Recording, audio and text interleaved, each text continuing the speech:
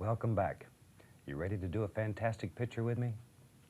You've got your palette ready, your easel set up, big glass of tea right beside you. All right.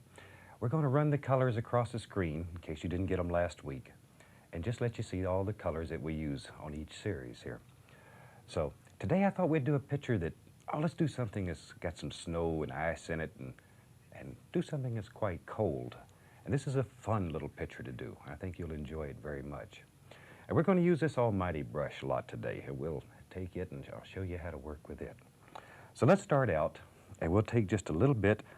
Let's use a little bit of Indian yellow, just a tiny little touch, right on the corner of the big brush. And let's put a sun in the sky. I like to do those. Very gently, make a little circle here, just like so. There we go. Now, I'm going to use the other corner of the brush and go into just a small amount of permanent red. Small amount. This stuff is unbelievably strong, so. Now, I have yellow on one side of the brush and red on the other, and making little X's here. And we got the red on the outside and the yellow on the inside. There we go. Just working around. Just like so. Little touch more of the permanent red. Just bring this right up together here. There we go. Looks like an egg got cooked the other day. It's a good thing I took up painting instead of cooking because my eggs don't come out too well. All right, now I'm going to go into a little bit of Prussian blue, tiny bit of Prussian blue, and Van Dyke brown, and just mix them on the brush. You don't have to worry about mixing them all up on the palette. Just mix them on the brush. And go all the way out to the farthest edge. And we'll be still using these little X's. We'll begin filling this in. There. As we get farther and farther away from the sun, we want it to get darker and darker. So just bring that right on out. There. Okay, now I'll clean the big brush. Once again, we clean the brushes with odorless paint thinner. And shake him off a little. That's the most fun of painting. All right, now we're going to take here and just begin blending all this together. Just blend it, working from the lightest color outward always. Just bring it together. And here we use quite a bit of pressure on the canvas. We're pushing this color into the canvas and blending it together. All right. Now, remember not to take this dirty brush after you've hit this gray and come back into the center. Always work outward. Just bring it together. You don't want to be able to tell where one color stops and the other one starts. Okay, nice even distribution of color. Very gently, I'll just go all the way across and bring it all together. Now, let's build a happy little sun in the sky. And we'll do that using a 1-inch brush and titanium white. And let's load a lot of paint into the bristles here. There. Now, go right into the center of this yellow color, push very hard, and turn the brush. We're literally pushing this paint right into the canvas, right into the fabric. There. Then we can clean the brush.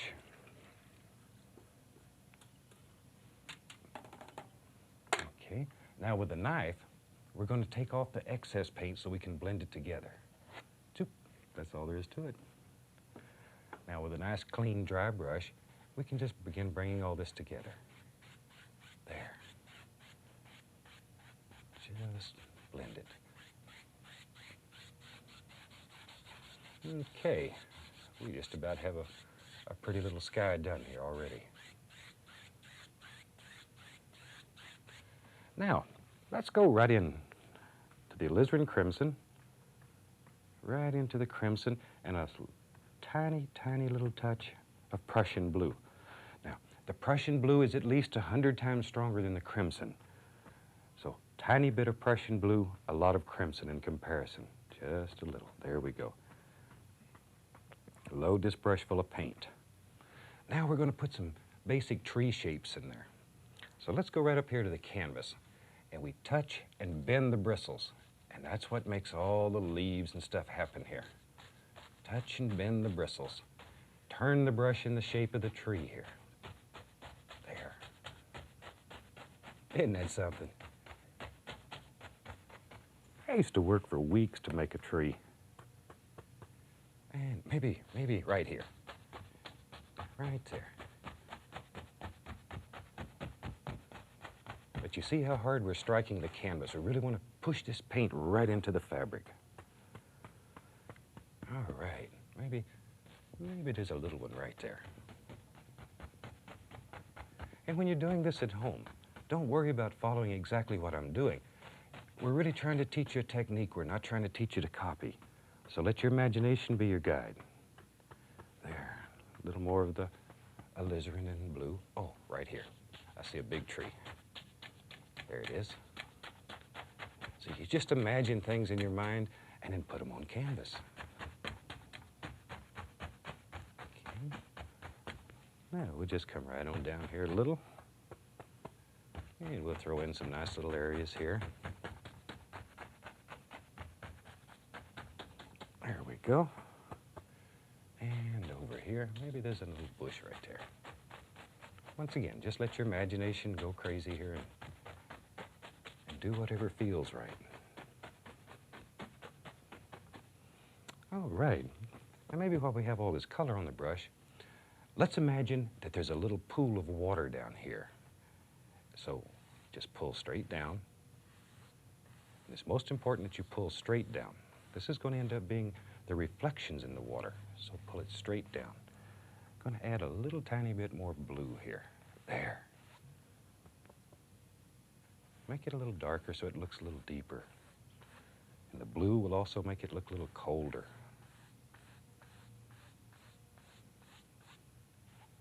There we go. Now, very gently, come across with the brush. Very gently. Already that looks like water, and you've done virtually nothing. There we go. Okay. Now, let's take the palette knife, and we'll use a little bit of Van Dyke brown here. Just straight Van Dyke brown. And let's put some happy little trunks in here. You touch the canvas and pull it slightly to the side. Just slightly. And create almighty trunks. There we go. Let's put one right up here. And trees don't always grow straight. Let them bend. Maybe when they were little, a big moose came along and stepped on them and put a little crook in them. Okay, here we go. I refer to moose because I don't know if I've mentioned it, but my home is in Fairbanks, Alaska, so we see a lot of moose and caribou, elk, all those good things. There. If you want to make that one a little wider, I decided it's a little closer, so we'll make him a little bigger. Just make him a little wider. Now I'll use a little bit of the titanium white, and let's highlight these trees. Touch, and just give it a little pull. And when you're doing this, let the knife sort of go around, so it gives the appearance of roundness in the tree. There. Just let it come around. Okay, let's go over here and highlight this little tree. Don't want him to get upset because he don't have any highlight. Now, if this is our light source, this tree is going to be highlighted on the opposite side. So we'll just come right here and put a little highlight over here, like so. Okay, while we have this white on our palette, let's take and begin laying in a little bit of snow here.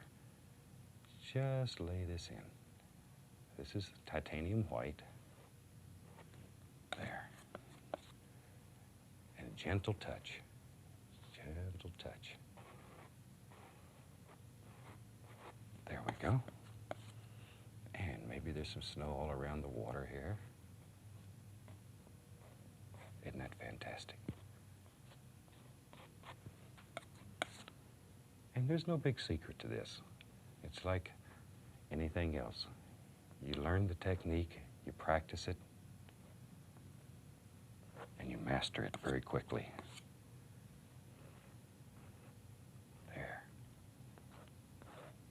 And we're not really looking for definite shapes right now. All we're doing is just laying a little snow in.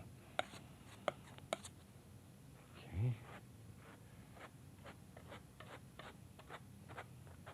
There we go. All right. Now, let's take and begin highlighting all these trees and bushes here. We use a 1-inch brush, and back to our golden rule. A thin paint will stick to a thick paint. So I've dipped the brush into some magic white, and then I'm going to go through the titanium white. All the magic white does is thin this down so we can get it to stick to the thicker paint that's on the canvas already. Load a lot of paint into the bristles. Probably the biggest mistake made when you first start is you're stingy with paint. You got to load a lot of paint in there so you don't have to hit so hard. All you have to do is barely touch the canvas and bend the bristles a little bit. Okay, let's make all these snow-covered little things here. All you do is just barely touch the canvas and just let them bend. There, look at all of those things. Just touch and let it bend. Here we go. You know, for so many years I was a traditional painter, and I spent weeks trying to paint a picture. Oh, the agony. I remembered. There, let's put some highlights on this little bush right out here. Okay, let's go over to this old big tree here. There. And we'll add just a little bit more of the magic white to thin it. I see it's beginning to pick up the crimson, and it's getting a nice warm pink glow. There we go. A little more paint. There. You got your winter coat out yet? It's going to get colder. Let's put a happy little bush right there. And let these come right down onto the snow. Very important, do not kill all these darker areas, or all you'll have is a canvas that's white, and that's what we started with. Okay, right up here. Look at that.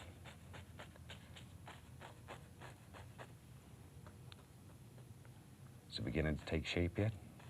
I really hope you're painting with us at home and enjoying this half as much as we are here. All right. Look there, we have one side almost completed already. And we'll put some little snow-covered bushes right over here. Once again, don't kill all this dark. Do-do-do-do. All right. They just jump right on there.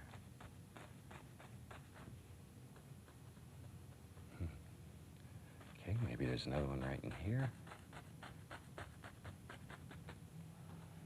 Okay, let's do this great big old tree up here. Thin this paint down just a touch more. And we'll go right up here. Just begin producing thousands of little sparkles up here. Think how long that'd take you with your one-haired brush.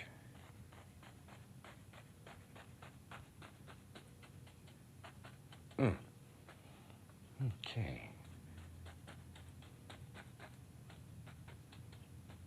Now, let's take the palette knife, and this is just a clean knife with nothing on it, and just scrape through the paint here and there, just to make some little stems.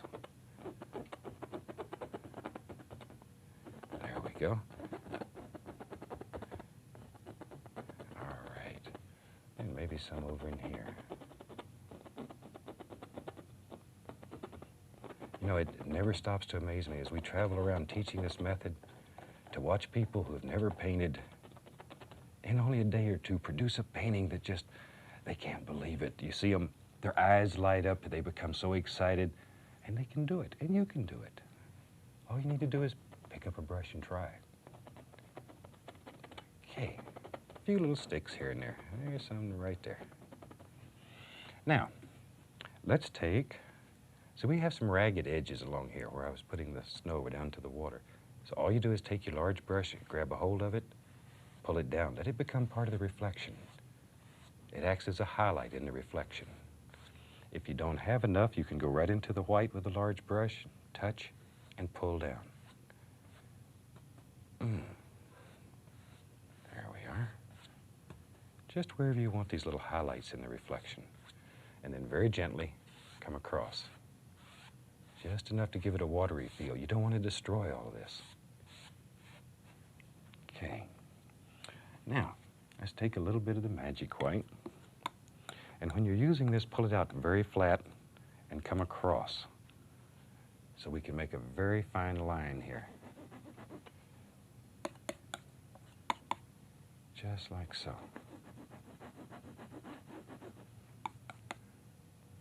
Just let it go. There we are. Let's bring that snow down just a tiny bit more right here. Just bring him right on down.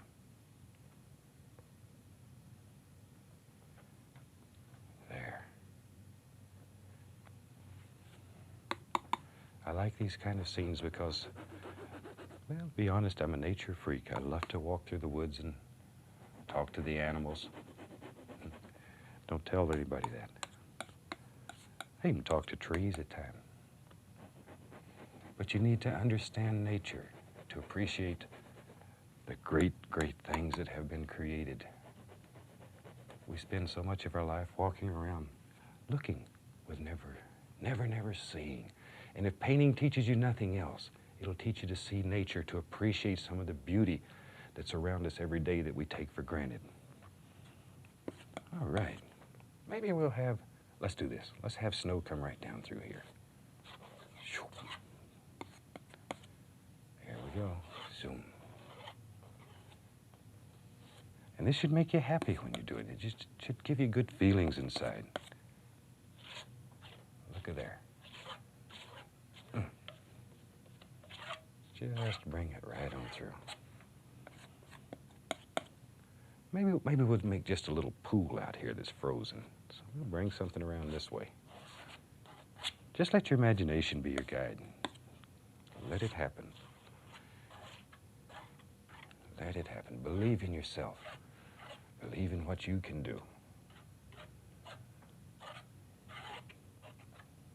There. Now, we'll take a little bit of the magic white here. Make us a nice little water line. Maybe we'll just do something like that.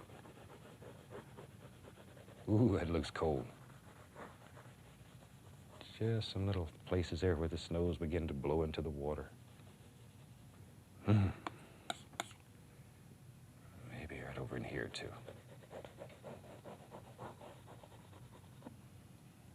Okay.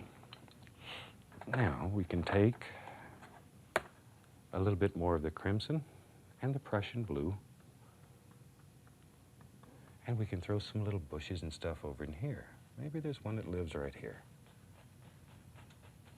That's one the little bunny rabbit hides behind when he's getting a drink of water. Right there. Okay, and by doing this, you also create another plane in the canvas, so it produces more and more depth. Maybe right there is a good place too.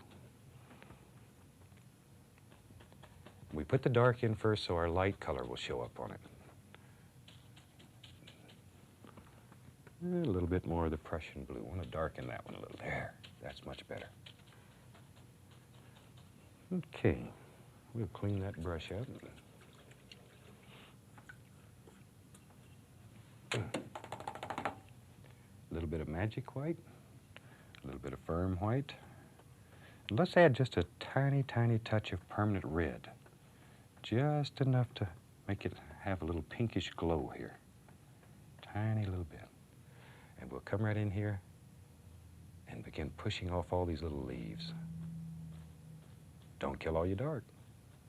There. All right. There we go. Now, little bit more. Need a lot of paint on the brush. And we'll come right over in here. There. Just let that run right down the hill. Always follow the lay of the land when you're doing these. You don't want to have the land running this way and your bushes running uphill. Always follow the lay of the land. There we go. Now, right down in here. There. Okay. Now, we'll cut a few more little stems in this. Just here and there.